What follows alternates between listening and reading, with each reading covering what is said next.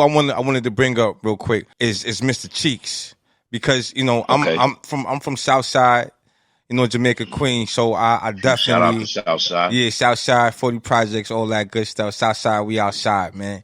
And, so all right. Yeah, so I was there for that whole era, and I know that with Mr. Cheeks, but I think Cheeks is one of the MC who's underrated in regards to storytelling.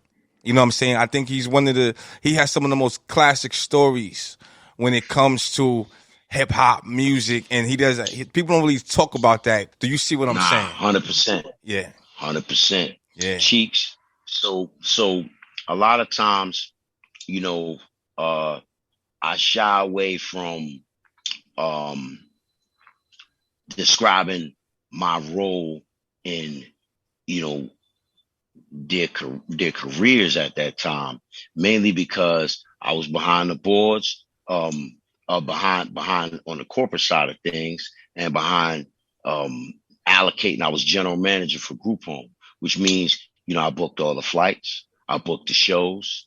I, for example, when they went to South Africa, I was the one that coordinated them getting they shots and they inoculations to get on the flight. Gotcha. You understand what I'm saying? To the point where if one member of the group was unable to get them, I was the one that had to coordinate, making sure that they got it for their own good, right? Right. So when they get to the other side, they come back, life goes on as usual, as expected, right? Shout out to the whole LB fam, you know what I mean? Just every single one of them. As you know, there are, dozens and dozens and dozens of them. You know what I'm saying? Absolutely. Shout one out, you got to shout them all out. So I just say LB fam, right?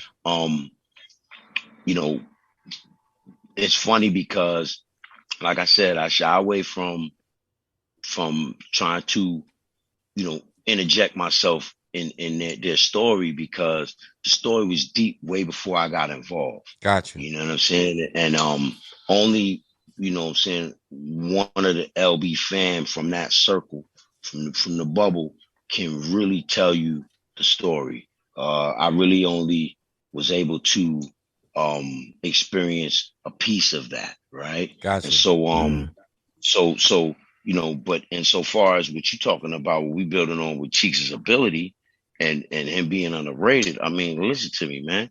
I was there. I watched, like how Puff was chasing Cheeks, man. Mary, they all love Cheeks. You know what I'm saying? I mean, we had Jesse West, and there was, you had Craig Mack, you had Nine, MC9, Nine, you had all them dudes, and that Puff, had on these tracks with Mary and stuff, but she just loved Cheeks. You know what I'm trying to say? And there was a reason why. Cheeks' ability for melody and rhyming with his cadence, the bounce. Like when he get to the bounce, get to the bounce, he's just unfuckable. There's nobody that can bounce. You know what I'm saying? In and out of the tracks. We see the arrangement, word placement, charisma, right, and star power. Star power, flat out star power. And there was an interview that I had done with him, and I pointed out to him that my greatest or my biggest, most prized example or demonstration of my appreciation to him is that he never said no to me in participating, like getting on Beats from the East. Music Makes Me High. Some of those tracks that came later on, My Crew, and all of the stuff that was integral, and the proto,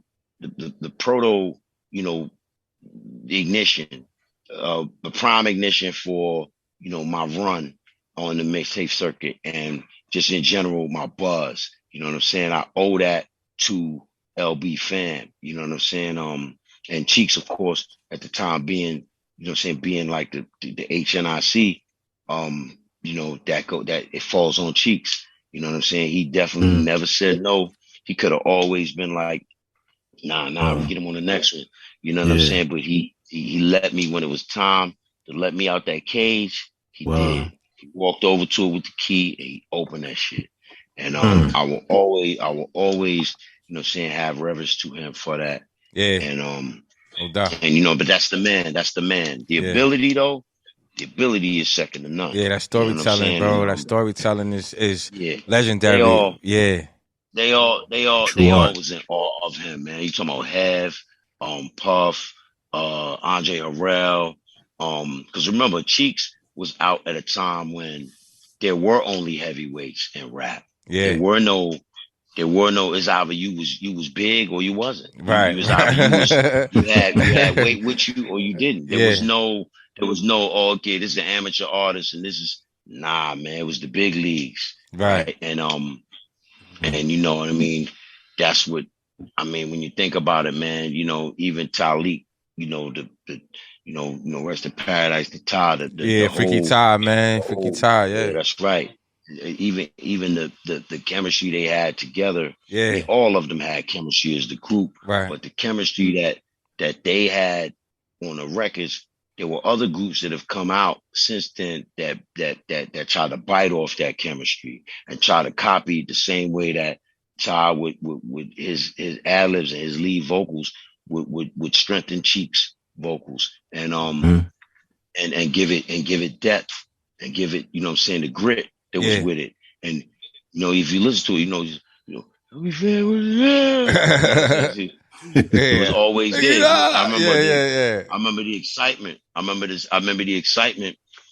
Like when we would be in the studio with them and watching them in the booth, the excitement, you know, after, because Cheeks would come with the bounce, right? Mm-hmm. And then Tah would come in there and there would be excitement, the way that Tah would strengthen, you know what I'm saying, the lead, Cheeks lead vocals and strengthen it and make it to where like there was grit there, you know what I'm saying? And so Cheeks was the melody and the octave, right? And then Tah was the cornerstone bass, you know what I'm saying? Like the cornerstone grit, you know what I mean?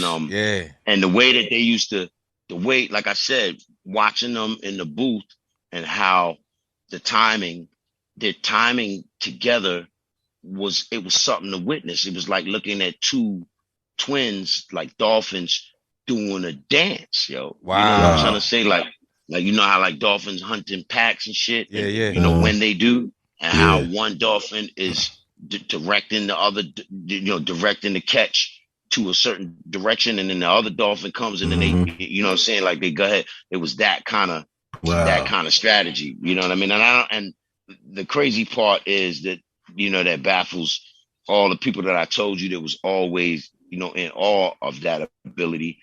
The crazy shit is like none of it was planned. Like that just came from them. Wow. Kind of like with the energy you was talking about earlier. We used talking about prodigies or people like savants or channeling. You know what I'm saying? If I could, you know what I'm saying, shine that beam, the beam of, you know, just being channeling, like it's almost like they was channeling with their that dance they used to do. Not just the physical, not the LB fan dance, but that was even an example of it. Exactly. You know, remember when they used to do that? When they used to jump to that? Like, hell yeah. What about the did you ever learn that handshake? Because the handshake was something serious. Oh yeah. You know the handshake? Come on, man. Come on, man. You know what I'm saying? Yo, that handshake was the coolest handshake ever, man. Still is, man. Still.